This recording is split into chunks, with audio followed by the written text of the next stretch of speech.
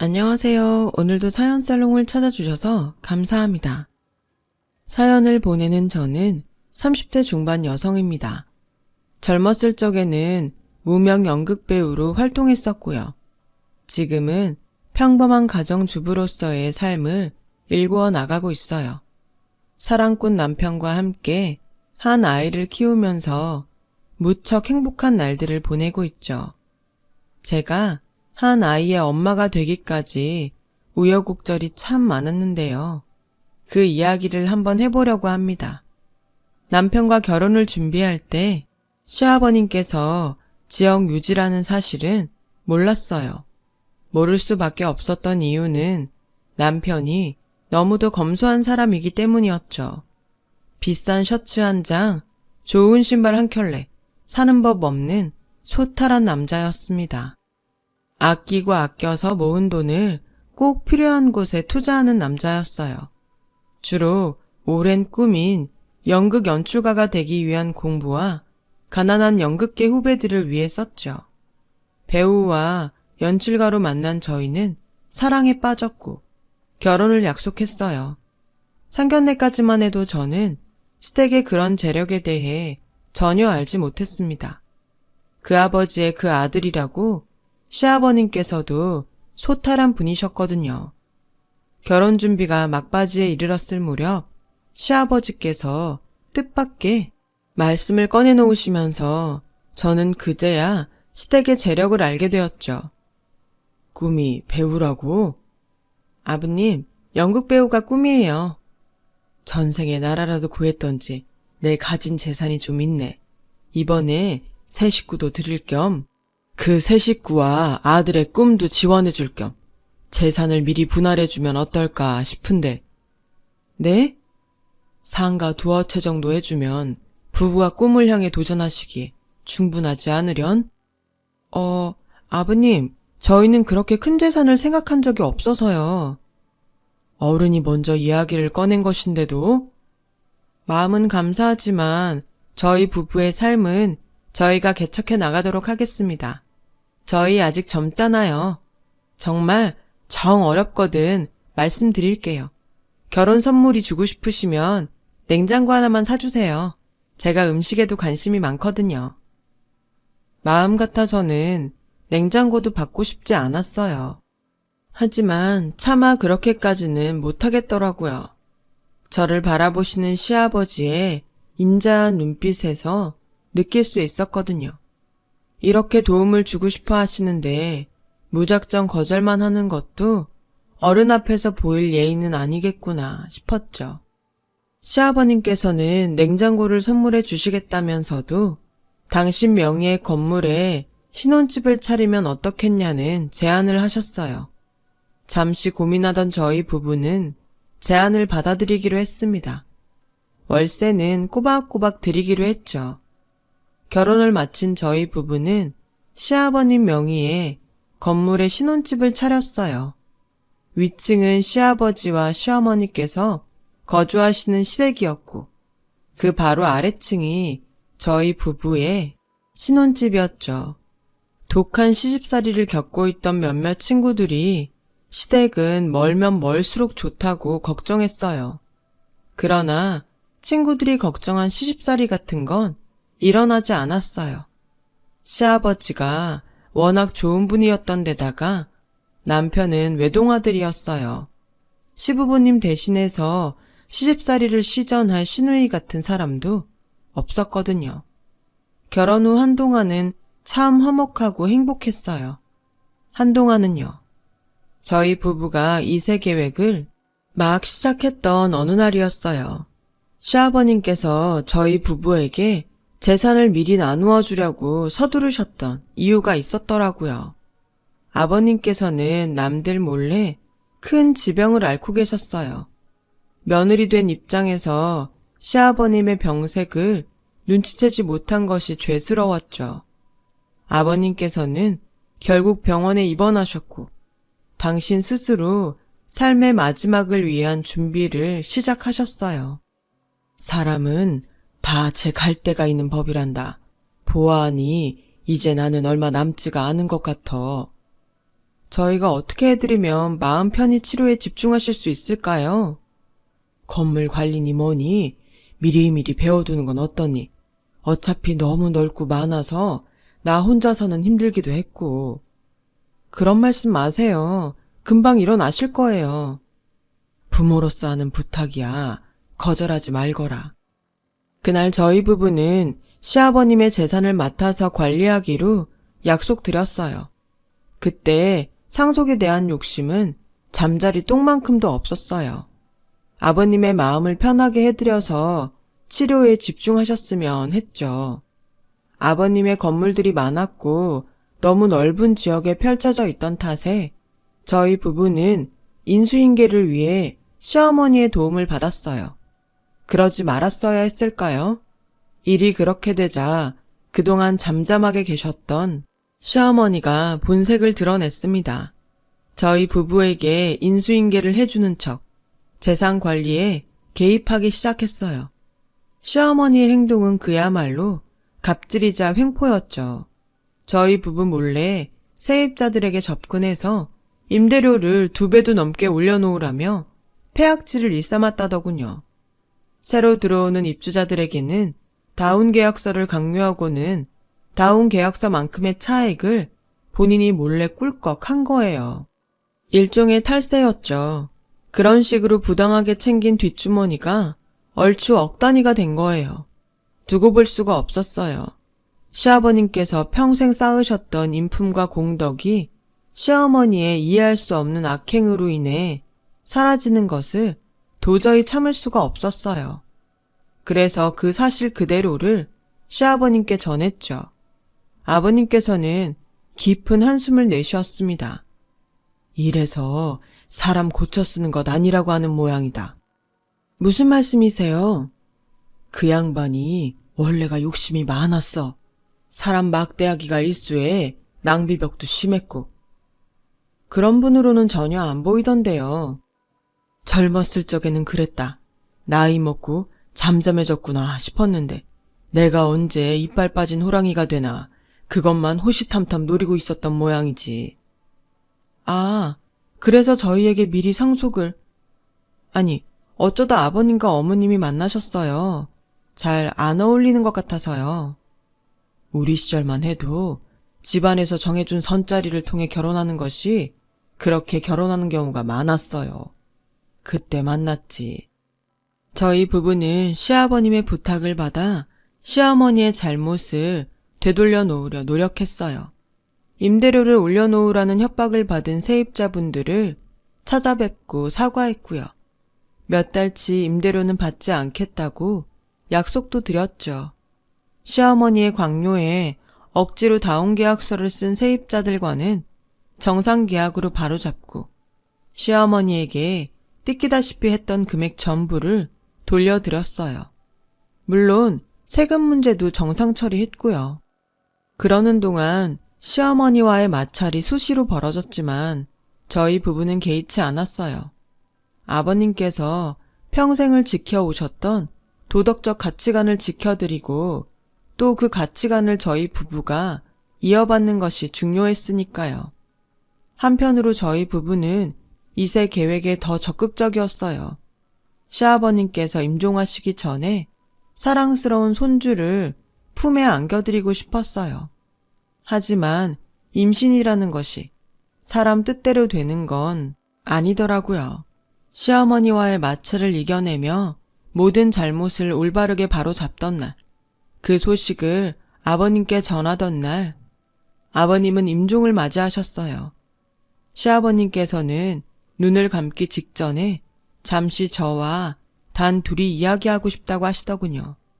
저는 미처 사랑스러운 손주를 품에 안겨드리지 못한 아쉬운 마음에 그 마음을 다해 시아버님의 손을 꼭 잡아드렸죠. 세아가 듣거라. 말씀하세요. 뭐든지요. 고맙구나. 네가 있어서 가는 길이 홀가분해. 너만 믿고 떠나마. 그리고 떠난 뒤에도 내가 늘 지켜주마. 시아버님의 장례는 고인의 뜻대로 아주 검소하게 치러졌어요. 장례를 마친 저희 부부에게는 아버님의 빈자리를 체감할 겨를조차 주어지지 않았어요. 시어머니가 시아버님의 유산을 접수하기 위한 행동에 돌입했기 때문이죠. 어머님은 장례가 끝나기가 무섭게 부잣집 사모님 행세를 하고 다녔어요. 저희 보라는 듯 비싼 외제차를 뽑았고 옷장마다 명품들로 그득할 지경이었죠. 당연하게도 그 모든 돈은 시아버님께서 남기신 재산이었어요. 저희 부부는 그런 어머님을 막아야만 했어요. 유산에 관심이 있고 돈이 아까워서가 절대 아니었어요. 문제는 시어머니의 행동거지에 있었죠. 시어머니는 돈이 많다는 이유로 당신만큼 가지지 못한 사람들을 무시하더군요. 지켜보던 저의 머릿속에 대한민국의 신분제도가 부활했었나 싶을 정도로 악독했어요. 시모가 고용한 운전기사님께도 뉴스에 나오는 막장 사모님 그대로의 행동을 했어요. 참나, 뉴스나 드라마를 보면서 사람을 어떻게 괴롭힐지 배우나 봐요. 세입자들에게도 마찬가지였어요. 심지어 손찌검까지 해댄다는 풍문이 있었을 정도로요. 물론 저희 부부가 가만히 있지는 않았죠. 그만 좀 하세요. 돌아가신 아버님 보기 부끄러운 줄 아셔야죠. 너 말 참 이상하게 한다 얘. 내가 내 돈 쓰면서 산다는데 그게 그렇게 문제라디? 혼자서 돈 쓰고 사시는 건 전혀 문제가 아니에요. 돈 많다는 이유로 사람들을 막대하고 다니니까 문제죠. 이게 어디서 훈계를? 난 이 시어머니야.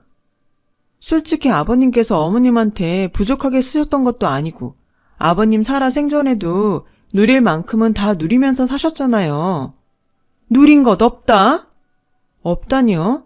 혹시 임대료 안 올려준다는 이유로 세입자 뺨 때리고 그런 것까지 누려야 한다고 생각하시는 건 아니죠? 그 얘기는 또 어디서 들었다든? 너 요즘 내 뒤밟고 다니니? 굳이 안 밟아도 알아서 다 들려요. 세입자분들이 오죽했으면 저한테까지 얘기를 했겠냐고요. 매번 이런 식이었어요. 저희 부부가 아무리 올바른 소리를 해봤자 시어머니는 눈썹 하나 깜짝하지 않으셨어요. 어머니로 인해 피해를 본 분들을 찾아다니며 사과와 피해 보상을 해봤자 길어야 이틀 뒤면 시어머니의 마수가 다시 뻗쳤거든요. 그렇게 고민에 빠져들었어요. 아버님과 약속한 대로 잘할 수 있다고 호기롭게 달려들었지만 현실은 저희 부부가 할 수 있는 최선은 잘못을 바로잡는 뒷감당이 고작이었거든요. 바로 그날 뜻밖의 희소식이 날아들었어요. 시아버님의 유서가 여러 법적 절차를 거치느라 뒤늦게 공개된 것이었죠. 유서의 내용은 간결하고 명료했어요. 첫째, 재산의 절반은 저희 부부에게 상속한다. 둘째, 나머지 45%는 저희 부부의 자식이자 당신의 손주에게 상속한다. 셋째, 부인에게 나머지 5%를 상속한다. 저는 그 순간에도 역시 아버님이구나 싶었어요. 상속과 관련된 모든 세금을 시아버님 생전부터 납부 준비를 해두셨더라고요. 그 세금을 처리하느라 유서가 늦게 전해졌던 것이고요. 문제는 역시나 시어머니였죠. 좋으냐? 내 돈 다 뺏어가니까는? 아버님께서 왜 이렇게까지 했는지 진짜 모르시겠어요? 알다 마다 여우 같은 년이 시애비를 오죽 구워 삶았을까? 전 그런 적 없어요. 그리고 핀트가 한참 엇나가 계신데요. 이게 어디서 눈 똑바로 뜨고 말대꾸를? 아버님은요, 어머님의 행동을 걱정하셨어요. 요즘 하고 계신 몹쓸 행동들이요. 그니까 아버님 원망할 것 하나도 없다고요. 어머니 당신께서 자처하신 일이지. 고얀 년? 두고 보자. 내 돈이 아까워서라도 이대로는 못 넘어가. 말씀은 바로 해야죠. 이제 어머님 돈 아니에요. 시아버님의 유산을 상속받는 것에 대해서는 솔직히 저는 무덤덤했고 오히려 부담이 좀 되었어요. 시아버님께서 보여주셨던 올바른 부자의 모습은 저희 부부가 쉽게 이어받을 수 있는 것이 아니었으니까요. 시어머니를 향한 걱정은 어마어마하게 컸어요. 과연 어떤 행동으로 유산을 갈취하려 할까 싶었죠. 아니나 다를까 시어머니는 하루가 멀다 하고 변호사 사무실을 들락거리더라고요. 뻔하죠. 어떻게 하면 유산을 가져올 수 있을까? 그 방법을 찾으러 다녔다는 거. 그리고 마침내 그 방법을 찾으셨던 모양이에요. 어느 날부터 시어머니가 자애로운 어머니상으로 돌변하셨거든요.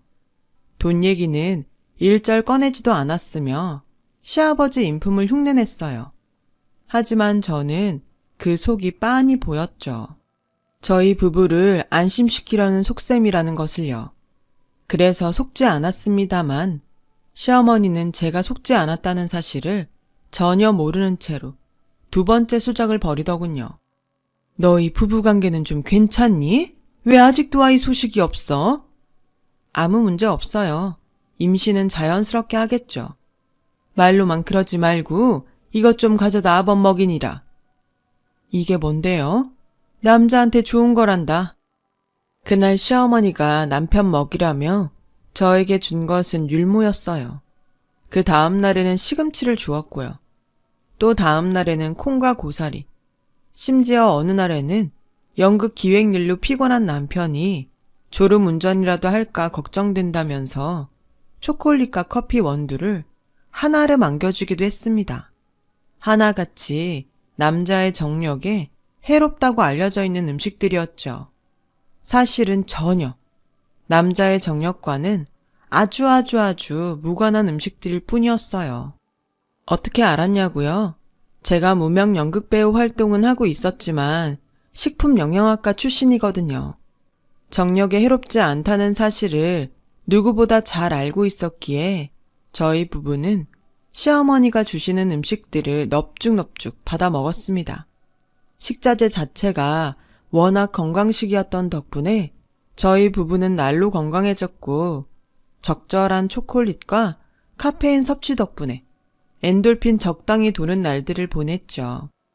어머니는 그런 줄은 까맣게 모르는 채로 좋은 식자재들을 계속 날라다 주었어요. 제 눈에 뻔히 보이는 이유였어요. 남편도 다 알고 있더군요. 당신 볼 때마다 미안해 죽겠다 진짜. 뭐가? 엄마 이거 우리 임신 막으려는 거잖아. 정력에 안 좋은 음식들 잔뜩 먹여서. 우리한테 피해 안 가면 그만인데 뭐. 한심해서 그러지 한심해서. 그깟 돈이 뭐라고. 아들 며느리 미래 손주한테까지. 냅둬. 어차피 끈 떨어져서 돈으로 갑질을 벌이고 싶어도 못해. 한다고 해도 당신이랑 내가 가만히 안 있을 거잖아. 시어머니는 저희 부부의 임신을 막아 아버님께서 미래에 태어날 손자의 몫으로 지정해둔 절반의 유산을 가로채려는 속셈이셨어요. 저희가 출산을 하지 않으면 절반의 유산은 시아버님의 부인인 시어머니의 것이 될 테니까요. 그래서 남편에게 남자의 정력에 나쁜 음식이라는 우애를 받고 있는 음식들을 모조리 가져다 먹였던 것이고요. 참 한심하고 가증스러운 수작이었습니다. 저희가 당신을 한심하고 가증스럽게 보거나 말거나 시어머니는 식자재들을 계속 날라다 주셨습니다. 갈수록 저희 부부는 건강해졌죠. 오래지 않아 시어머니도 약발이 먹히지 않음을 깨닫게 된 모양이었어요. 한 며칠 무척 초조한 모습을 보이더니만 늦은 밤에 다짜고짜 저희 부부의 신혼 침대로 뛰어들었어요. 어머님, 저희 신혼인데 신혼이고 나발이고 무서워서 도저히 안 되겠다. 뭐가요? 너도 남편 없이 혼자 밤을 지새워봐라. 깜깜하고 조용하고 그게 얼마나 무서운 줄 알아? 어머님이 애도 아니고 무슨. 시끄럽고 오늘부터는 아들내미랑 같이 자련다. 정 불편하면 너 혼자 다른 방 가서 자던가. 그렇게 저는 시어머니에게 남편 옆자리를 뺏겼어요. 참나. 너무 기가 막히고 황당해서 뭔 말이 입에서 나오지를 않더라고요.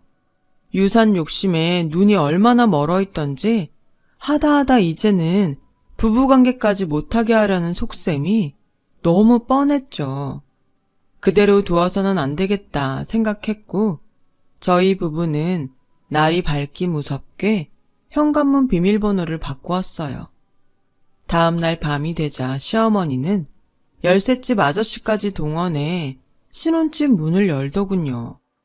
집안에서 그 소리를 듣고 있던 저희 부부는 순간 눈을 맞추었고 누가 먼저랄 것도 없이 연기를 시작했습니다. 시어머니가 집 안으로 들어오는 즉시 도둑이야! 온갖 비명을 다 질러댔죠. 시어머니를 향해 물건을 막 집어 던졌어요. 물론 베개나 쿠션 같은 물건들이었지만요. 그러는 한편으로 경찰에 신고했어요. 갑작스런 상황에 어머니는 당황했고 곧 경찰이 도착했어요. 어머니는 가택 침입 혐의로 경찰에 연행되었죠. 유산 상속이 아직 완전히 이루어지지 않은 덕분에 저희 부부는 돌아가신 시아버님 명의의 건물에 세입자 입장이었기에 가능한 신고였어요. 시어머니고 아니고를 떠나서 세입자 집에 무단 침입한 혐의는 명백하니까요. 어머니는 간단한 조사를 받았고 훈방 조치되었어요. 하지만 곧장 경찰서에서 나오지는 못했어요. 마침 경찰이 시어머니의 갑질을 향한 세입자들의 고소고발장에 대한 수사를 시작하고 있던 참이었거든요. 밤새 모든 고소고발건에 대한 진술을 마친 시어머니께 말씀드렸죠. 세입자분들이 화가 많이 난 모양이더라고요. 없이 사는 것들이 주제도 모르고? 저희 앞에서 그런 말씀하시면 안 돼요. 그분들 도와드린 사람이 저희거든요. 뭐? 너 미쳤니? 미치지 않고서야 어떻게 이런? 시아버님께서 평생을 쌓으셨던 인덕을 지켜야죠. 어머님도 최소한 사람답게 살기를 바랬고요. 그게 자식된 도리니까요. 그래서 뭐? 세입자분들의 합의 조건은 간단해요. 사과하세요. 그러면 모든 것들이 원만하게 끝날 수 있습니다. 그리고 이건 자식이자 며느리로서의 마지막 부탁이에요. 웃기시네. 어디 법원까지 가보라지. 돈 있는 사람이 무너지는 법? 그런 법은 없다. 정 그렇다면 저는 며느리로서 시아버님의 마지막 유언을 들어드려야겠네요. 어머님은 오늘부로 우리 부모 아니에요. 지금 살고 계신 집에서도 나가주시죠. 시어머니는 정말 할 수 있는 발악은 다 하더라고요. 저희 부부는 그러거나 말거나 매몰차게 돌아섰죠. 소송 끝에 시어머니는 세입자분들의 고소고발건에 대한 각종 명목으로 배상금을 지불해야만 했어요. 시아버님과 저희 몰래 차고 있던 뒷주머니의 돈을 날려먹은 거죠. 시어머니로부터 피해를 보았던 모든 세입자분들이 저희 부부를 찾아와 감사의 인사를 전했고 집에서 쫓겨난 시어머니의 모습을 보지 않게 되면서 사건이 일단락되나 싶었습니다. 그런데 저희 부부가 마침내 임신에 성공할 무렵이었어요. 한동안 잠잠하던 시어머니의 소식이 들려오더군요. 사치스러운 버릇을 아직 못 고쳤는지 비싼 호텔방에 장기 투숙하고 있다. 그러면서 용하다고 소문난 무당이란 무당은 모조리 찾아다니고 있다. 시어머니는 수천만 원을 들여 무슨 구슬하려고 하는데 무당들이 거절하고 있는 상황이다. 거절당하는 것으로 보아서는 일종의 저주굿으로 보인다. 그런 이야기였어요. 불길해진 저희 부부는 시어머니가 만났다는 무당을 수소문해 찾아갔어요. 그곳에서 충격적인 이야기를 듣게 되었습니다. 너거 시엠이 그거 아주 몹쓸 년이드만. 진짜 저주인가요? 저주지 그럼. 그 저주를 행하는 나한테까지 업보가 들이닥칠 만큼 아주 흉한 굿이야.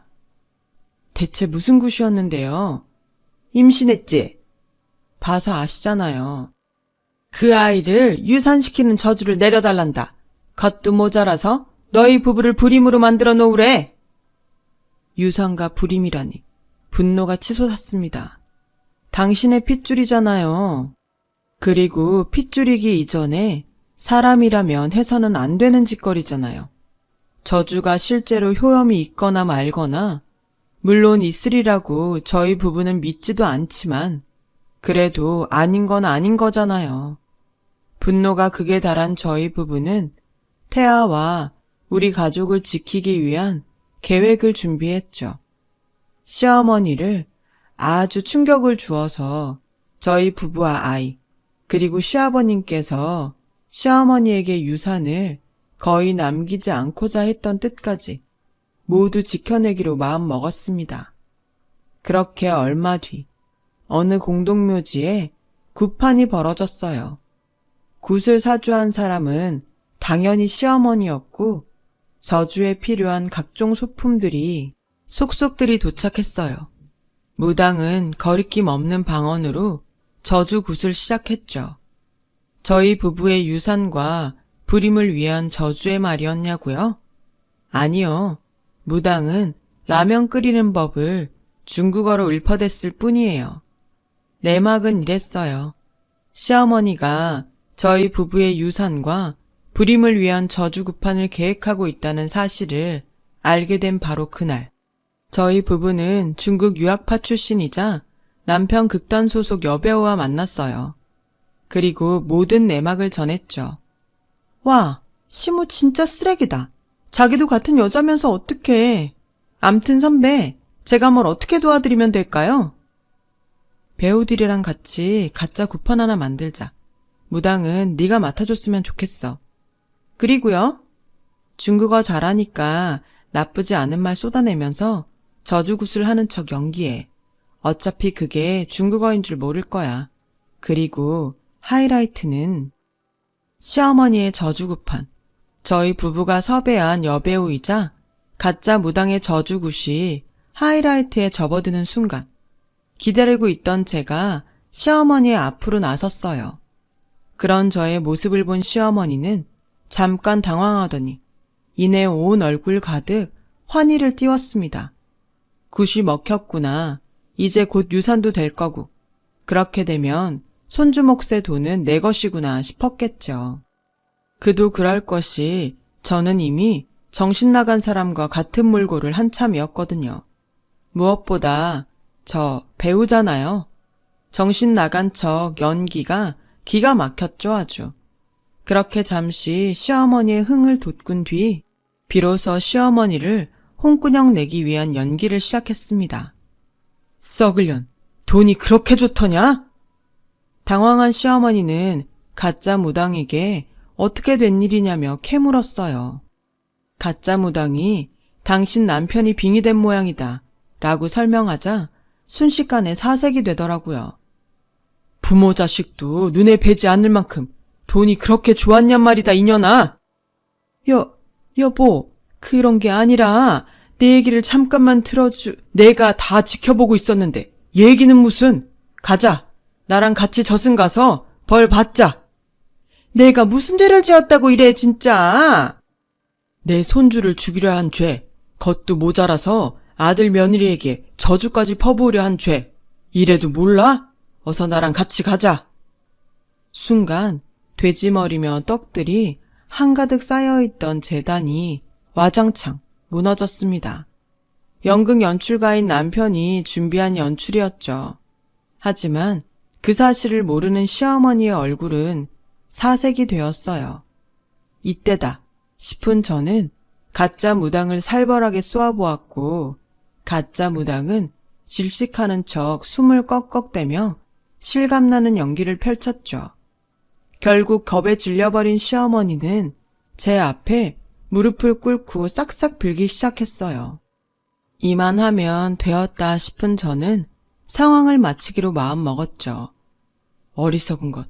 다시는 아들 며느리 곁에 얼씬도 하지 마. 돈 욕심이니 사람답지 않은 행동은 하지도 마. 타인에게 위해를 끼치려 하지도 말아야 할 것이야. 잘못했습니다.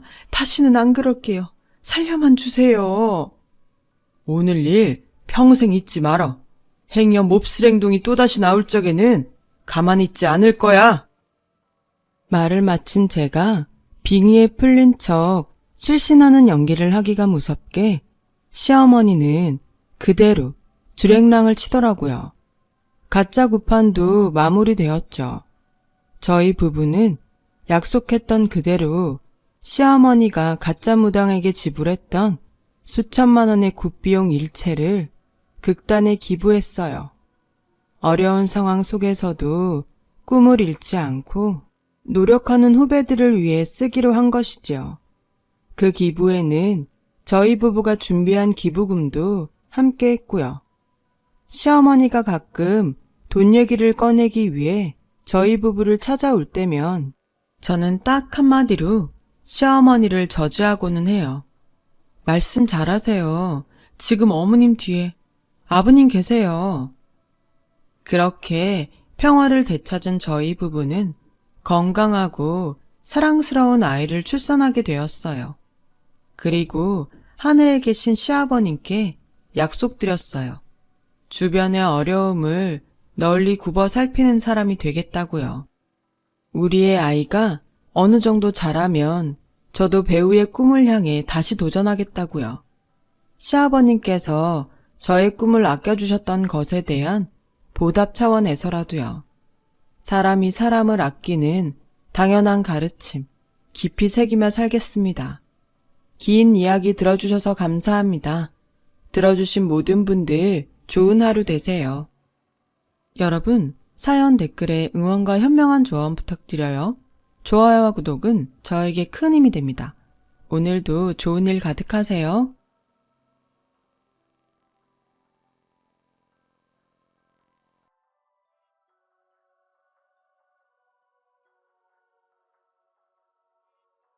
안녕하세요. 오늘도 사연살롱을 찾아주셔서 감사합니다. 결혼식을 3주 앞두고 남자친구와 예비시댁의 악랄한 실체를 알게 된 20대 후반 여자입니다. 제가 초등학교 5학년 때였던가요?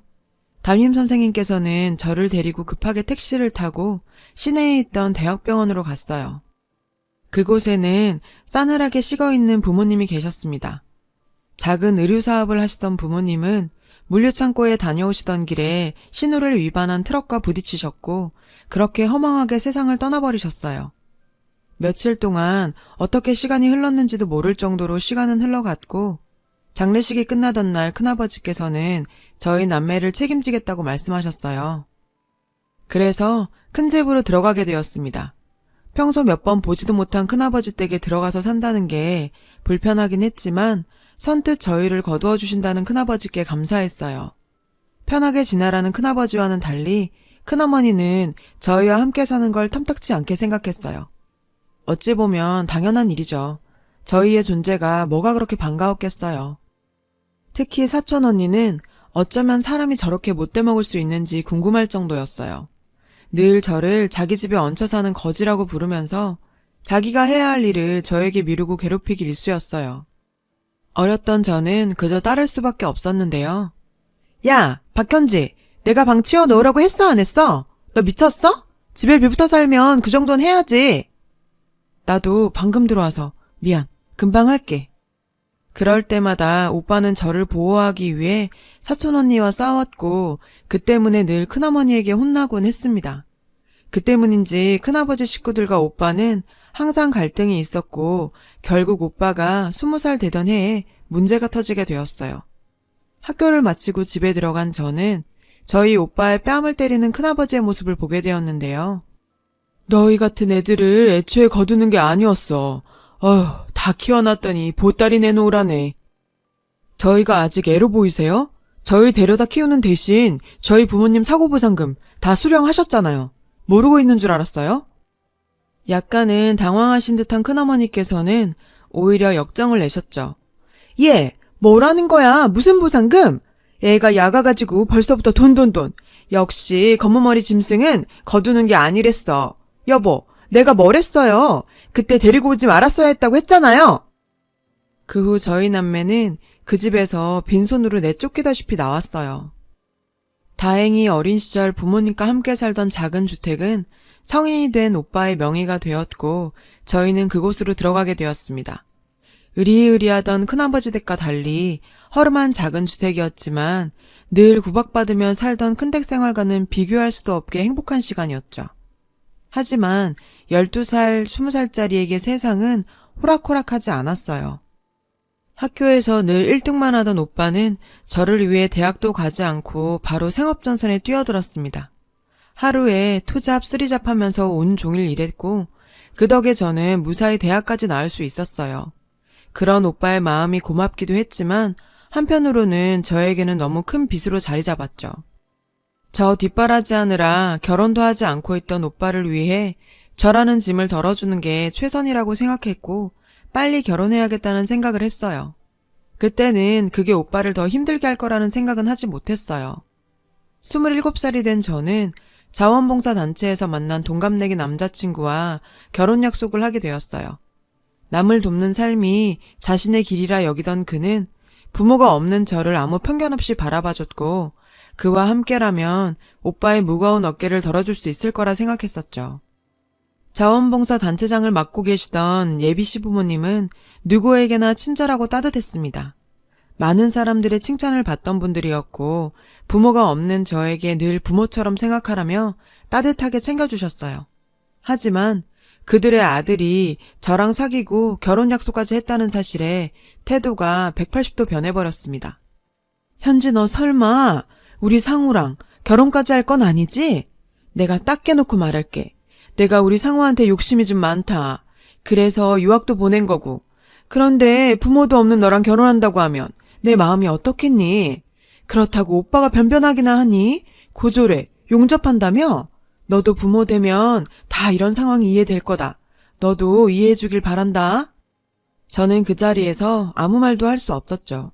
그의 어머니의 말이 냉소적이긴 했지만 틀린 말은 하나도 없었으니까요. 저는 비참함에 그 자리에서 울어버리고 싶은 지경이었어요. 오빠에 대한 얘기는 참을 수 없어서 한마디 하고 싶었지만 차마 그게 입 밖으로 나오진 못했어요. 그 일이 있은 후 더는 그를 만날 수 없어서 연락도 피하고 봉사활동도 나가지 않고 가슴앓이만 하고 있었어요. 그 모습에 오빠는 말은 못하고 같이 가슴 아파했었죠. 그리고 한 달쯤 지났을까요? 어느 날 그의 어머니께 연락이 왔어요. 현지야, 오랜만이다. 내가 우리 아들 말 들어보니 내가 저번에 했던 행동 사과하려고 전화했다. 내가 널 잘 모르고 말했구나. 언제 우리 집 한번 찾아오렴? 갑자기 달라진 그의 어머니의 태도에 그저 어리둥절할 수밖에 없었어요. 그렇게 방문하게 된 그의 집에서 저는 예비 며느리로 급작스레 환영받게 되었고 결혼 날짜까지 한 번에 잡게 되었어요. 과정이야 어떻게 되었던 간에 사랑하는 그와 결혼할 생각에 부풀었어요. 이번만큼은 오빠 도움 없이 제 스스로 해내기 위해서 몇 년간 부어온 적금도 깨면서 결혼 준비를 했습니다. 오빠도 우리 현지 정말 다 컸다며 응원해줬죠. 그런 모습에 저도 오빠에게 드디어 어른으로 인정받은 것 같아서 기뻤는데요. 결혼식 3주 남은 어느 날 저를 반대하던 예비 시어머니가 결혼을 승낙한 이유와 그들의 진실을 알게 되어버렸습니다. 결혼 전 마지막 추석날 부모님 제사를 지내고 오빠와 오랜만에 술을 한잔 했어요. 어린 시절에 있었던 이런저런 이야기들을 했죠. 오랜만에 저와 마시는 술자리라서 그런지 오빠는 거나하게 취했고 먼저 잠을 청하더라고요. 제가 그 자리를 치우고 얼마 뒤 오빠 휴대폰에 카톡이 하나가 왔어요. 형님, 분양권 양도는 언제쯤? 상우라고 적힌 카톡에 의아한 내용. 아무래도 느낌이 이상해서 자고 있던 오빠를 깨워 자초지종을 묻게 되었죠. 오빠는 아무 일도 아니라며 얼머부렸지만 어린 시절부터 봐온 오빠는 거짓말을 잘하는 사람이 아니었어요. 뭔가 숨기고 있다는 걸 저는 바로 알았죠. 저희 계속되는 추궁에 결국 이야기를 꺼낸 오빠의 말들은 너무나 충격적이었어요. 우리 집안 사정 때문에 제가 그 사람과 결혼하지 못하는 데 대해서 안타깝게 생각한 오빠는 직접 그와 예비 시모를 찾아가서 만났다고 했습니다. 저희 현지가 부모 없이 자랐지만 제가 현지 할 수 있는 한 열심히 키웠습니다. 현지라는 아이 자체가 마음에 부족한 아이는 아니지 않습니까? 필요한 거 말씀하시면 제가 어떻게든 한번 준비해 보겠습니다.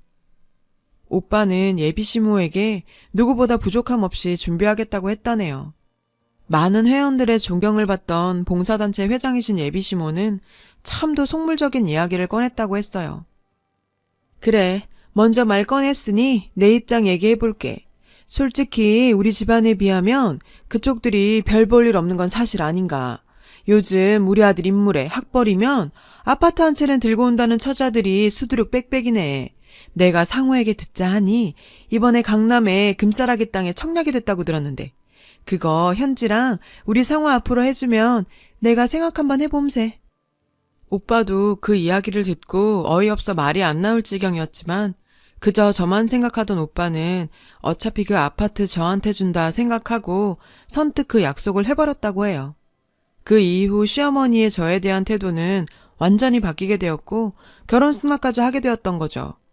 나중에야 알았지만 그 청약은 진짜 로또라고 불리던 청약이었고 워낙 비싼 곳이라 오빠도 미래를 위해 벌이의 대부분을 쏟아붓고 있었던 터라 의미가 남다른 곳이었답니다. 그걸 선뜻 제 결혼을 위해 내놓는다니 저는 도저히 받아들일 수가 없었어요. 그 길로 저는 그의 집으로 찾아갔어요. 어머님, 이게 무슨 말이죠? 오빠 청약을 저와 상우씨 앞으로 해달라니요. 그게 결혼시키는 조건이었어요? 그런 게 어딨어요. 왜 저를 끝까지 오빠 피 빨아먹는 거머리 동생으로 만드세요. 상우씨도 입 있으면 말해봐. 그 아파트 아니었음 나랑 결혼 안 하는 거야? 갑작스러운 제 등장에 당황하다는 듯이 말하는 그였죠. 뭐야 갑자기 와서. 형님께서 주신다고 하는데 안 받아? 그 금싸라기 아파트를? 너도 좋잖아. 언제 우리가 강남 아파트에 살아보겠어? 그는 너무도 뻔뻔하게 우리 오빠의 전 재산이나 다름없는 것을 받는 일에 김칫국 마시며 들떠 있었어요. 옆에 있던 예비시모는 한마디 거들더라고요. 현지, 너 뭐하는 버릇이니? 시부모 될 사람한테 이렇게 무작정 찾아와서 어디서 소리를 질러 소리를 교양 없이. 부모 없는 애들은 이런 데서 티가 난다니까. 집안 조건에 비하면 그 아파트는 푼돈이지 푼돈. 정말 또 부모 없는. 내가 부모가 없는데 자기들에게 무슨 큰 피해를 입혔는지 허구한 날 그 소리. 저도 정말 참을 수가 없었어요. 교양요? 결혼 조건으로 아파트 요구하는 게 그놈의 교양이에요? 네, 참 교양이 넘치시네요. 그리고 푼돈이요? 그 아파트 분양권만 15억이에요. 실제 가격은 얼마나 뛸지도 모르는 곳이고요. 그 푼돈으로 당신의 사는 아파트 3채는 사겠네요. 예비시모와 그는 처음 보는 제 모습과 팩트 폭격에 입만 딱 벌리고 꿀먹은 벙어리가 되더라고요. 그런 그들이 저에게 할 수 있는 건 그저 패악질 뿐이었죠. 저는 흥분해서 쌍소리를 하는 그들을 뒤로 한 채 돌아왔어요. 결혼식에 초대했던 분들에게 사과하며 제 파혼 소식을 알렸습니다. 그 후 저는 똥이 더러워서 피한다는 심정으로 자원봉사단체도 그만두게 되었어요. 그들과 점점 멀어져 갔는데 그 단체에서 만나서 친하게 지내던 친구한테 이상한 얘기를 듣게 되었어요. 야, 권 대표 그 인간 네가 바람펴서 파혼한 거라고 소문내고 다니는데 우리 단체에서는 다들 그렇게 알고 있어. 너 그거 아니잖아. 어쩐지 파혼 이후 같이 단체 톡하던 사람들이 저를 피하는 것 같았는데 그게 단지 느낌만이 아니었다는 걸 알게 되었죠. 참 어떻게 저런 인간이 남을 돕는 봉사단체 회장이라니. 자기 행동 변호를 위해 오히려 저를 팔아버리는 행동을 보니 역겨울 지경이었고 가만히 있는 저를 계속 건드리는 그들을 용서할 수가 없었어요. 바라는 게 없으니 두려울 것도 없었죠. 제가 정기적으로 가던 보육원에 그들이 온다는 소식을 듣고 일부러 찾아갔습니다. 제 등장과 함께 봉사단체의 회원들은 웅성대기 시작했어요. 몇몇은 정말 소리가 들릴 정도로 더러운 년이라고 하는 사람들까지 있더라고요. 네가 여기가 어디라고 오니? 넌 양심도 없니? 참 뻔뻔하신 그분. 오히려 저보다 선수를 쳐버리더라고요. 제가 못 올 때를 왔나요? 당신이 내가 바람피다 걸려서 파혼했다고 소설 써두셨죠? 제가 이번에도 아무 말 못하고 바보처럼 당하고 있을 거라고 생각했는지 제 발언에 적잖게 당황하더라고요. 제가 진짜 이야기를 한번 들려드릴까요? 여기 계신 권 회장님이 어떤 사람인지? 그제서야 제 입을 틀어막으려 달려드셨는데 환갑 다 드신 분이 저를 무슨 수로 막겠어요. 봉사한다면서 그렇게 예의 있고 고상하게 구시던 분이 제가 부모 없이 자랐다며 결혼 반대하시더니 저희 오빠한테 강남의 땡땡 아파트 청약권 지 아들 명의로 해주면 결혼시켜준다고 거래를 하고 앉아있네요. 참 고상하죠? 당황했는지 벌벌 떨리는 손으로 손사래치며 아니라고 잡아떼고 계셨는데요. 그것뿐이에요. 자기 집안에 자기 아들 조건이면 아파트 가지고 줄 서는 사람 천찌라네요. 주제 파악도 정말 못하셔. 제 말을 들은 회원들은 술렁술렁 대기 시작했는데 구석에 있던 그놈은 쪽팔렸는지 지 엄마 버리고 쏙 숨어버리더라고요. 제가 바람을 펴서 파혼을 해요? 당신이 그런 소리 하는 거 들은 사람 천지고 증인 서줄 사람도 있어요. 곧 명예훼손으로 연락갈 거니 법정 출두할 준비나 하세요. 열심히 아니라며 잡아떼던 그분은 갑자기 픽 웃으면서 명예훼손? 그게 무슨 명예훼손이니? 명예가 있어야 명예훼손이지. 진짜 명예훼손은 네가 지금 나한테 하는 짓이야. 내가 오히려 고소해버릴 거니까 각오해.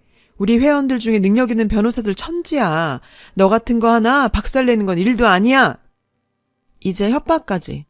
정말 뭐 저런 못돼 먹은 인간이 봉사계의 데모로 많은 자원봉사자들의 존경을 받아왔는지 의심이 들 정도였어요. 그리고 얼마 후 그분에게 전화가 왔어요. 그때 태도와는 완전 다른 모습의 사람이 되어 있더라고요. 현지야, 그 고소 취하해주면 안 되겠니? 내가 사과하마. 내가 그래도 봉사단체 회장인데 그렇게 파혼했다고 하면 뒷말로 할까봐 그랬다. 내가 미안하다. 주변에 있는 변호사를 통해서 이건 100% 명예훼손이라는 이야기를 들은 뒤에 급하게 저에게 사과를 구한 거였어요. 이미 그분의 다른 가면을 본 저는 그 사과 역시 진심 없는 거라는 걸 알기에 소송은 그대로 진행하게 되었습니다. 그 아줌마는 벌금형을 받게 되었어요. 마음 같아선 콩밥이라도 먹이고 싶었지만 그러지 못해 아쉬울 뿐이었죠.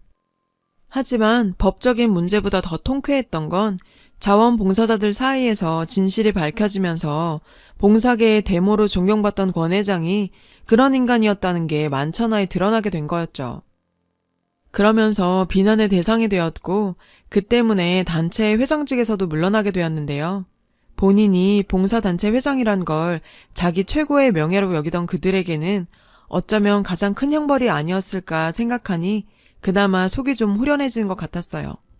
그 인간들에게 고졸이라고 무시당하던 오빠는 최고의 신부감이라는 초등학교 교사와 결혼해서 애까지 낳고 잘 살고 있습니다. 지금 와서 생각해보니 누가 누굴 보고 집안 타령을 했는지 웃음이 나올 뿐이에요. 저를 위해 평생 희생하며 살아온 오빠가 덕을 많이 쌓은 건지 집안 직업은 물론 인성까지도 좋은 새언니를 만나 결혼한 게 결코 우연이 아니라는 생각이 듭니다. 가식으로 쌓아 올린 그런 허물들은 그저 모래성에 불과한 것 같아요. 저희 오빠처럼 진짜 덕을 쌓아야 복도 오는 거겠죠. 오빠에게 늘 고맙고 감사한 마음이에요. 오빠가 정말 행복했으면 좋겠어. 우리 남매 더 잘 살아보자. 긴 글 읽어주셔서 감사해요. 여러분, 사연 댓글에 응원과 현명한 조언 부탁드려요. 좋아요와 구독은 저에게 큰 힘이 됩니다. 오늘도 좋은 일 가득하세요.